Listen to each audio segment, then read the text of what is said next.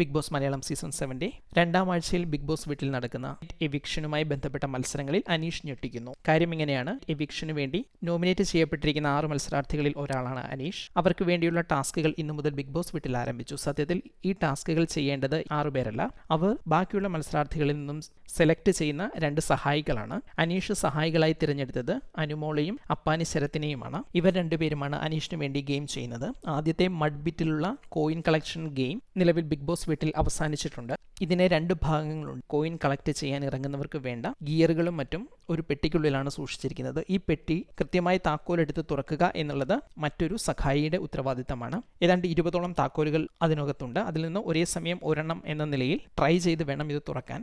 എന്നാൽ അനീഷിന്റെ ടീം, അതായത് അപ്പാനി ശരത്തായിരുന്നു താക്കോലുകൾ സെർച്ച് ചെയ്യാൻ നിന്നിരുന്നത്. അദ്ദേഹം അത് ചെയ്യാൻ താമസിച്ചു. മറ്റെല്ലാ ടീമുകളും മഡ്ബിറ്റിലിറങ്ങി കോയിൻ കളക്ട് ചെയ്ത് തുടങ്ങിയതിനു ശേഷവും ഏറെ താമസിച്ചാണ് ഇവർക്ക് ആ പെട്ടി തുറക്കാനായതും മഡ്ബിറ്റിലേക്ക് എത്താനായതും. ഏതാണ്ട് 2 മിനിറ്റ് 50 സെക്കൻഡിന് അടുത്ത സമയമുള്ളപ്പോഴാണ് അവസാനം എല്ലാ ഗിയറുകളും ധരിച്ച് അനുമോൾ അവിടേക്ക് എത്തുന്നത്. ഇതിനു മുൻപ് പകുതി മാത്രം ഗിയറുകൾ ധരിച്ച് അനുമോൾ ഒന്ന് എത്തിയിരുന്നു. അതിനുശേഷം തിരിച്ച് കയറി ബാക്കി ഗിയറുകളും കൂടി ധരിച്ച് സ്വിങ്ങിൽ എത്തുമ്പോൾ ഏകദേശം 2.25 മിനിറ്റോളം മാത്രമേ ബാക്കിയുണ്ടായിരുന്നുള്ളൂ.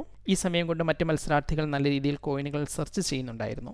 സാധാരണ അനീഷിന്റെ ഒരു സ്വഭാവം വെച്ച് അനീഷ് ഇത്തരം സാഹചര്യങ്ങളിൽ വളരെ ശക്തമായി പ്രതികരിക്കുകയും തന്റെ ടീം അംഗങ്ങൾക്കെതിരെ ആരോപണങ്ങൾ ഉന്നയിക്കുകയും ചെയ്യും എന്നെല്ലാ മത്സരാർത്ഥികളും പ്രതീക്ഷിക്കും. എന്നാൽ അനീഷ് ഇക്കാര്യത്തിൽ ഞെട്ടിച്ചു. അനീഷ് അപ്പോഴും പറഞ്ഞത് ടെൻഷൻ വേണ്ട എന്ന് മാത്രമാണ്. അതിനുശേഷം ഗെയിം അവസാനിക്കുമ്പോഴും അനീഷ് പറയുന്നതനുസരിച്ച് 3 കോയിനോ മറ്റോ ആണ് കിട്ടിയിരിക്കുന്നത്.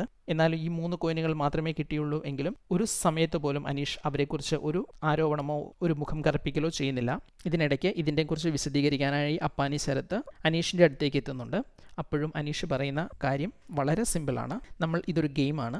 ഗെയിമിൽ പറയുന്ന കാര്യങ്ങൾ ചെയ്യുക എന്ന് മാത്രമേ ഉള്ളൂ. അതിൽ എന്ത് സംഭവിക്കുന്നു എന്നത് എനിക്കൊരു വിഷയമല്ല. എൻ്റെ പോളിസി ഇങ്ങനെയാണ്. ഞാൻ ജെനുവിനാണ്, സത്യസന്ധനാകണം, 100% ഗെയിമിൽ കോൺസെൻട്രേറ്റ് ചെയ്യണം, 100% ഗെയിമിലേക്ക് കോൺട്രിബ്യൂട്ട് ചെയ്യണം. ഇത്രയും മാത്രമാണ് തൻ്റെ ലക്ഷ്യമെന്നും അതിനുള്ളിൽ മറ്റെന്തെങ്കിലും സംഭവിക്കുന്നത് കാര്യമായി താൻ എടുക്കുന്നില്ല എന്നും തന്നെയാണ് അനീഷ് പറയുന്നത്.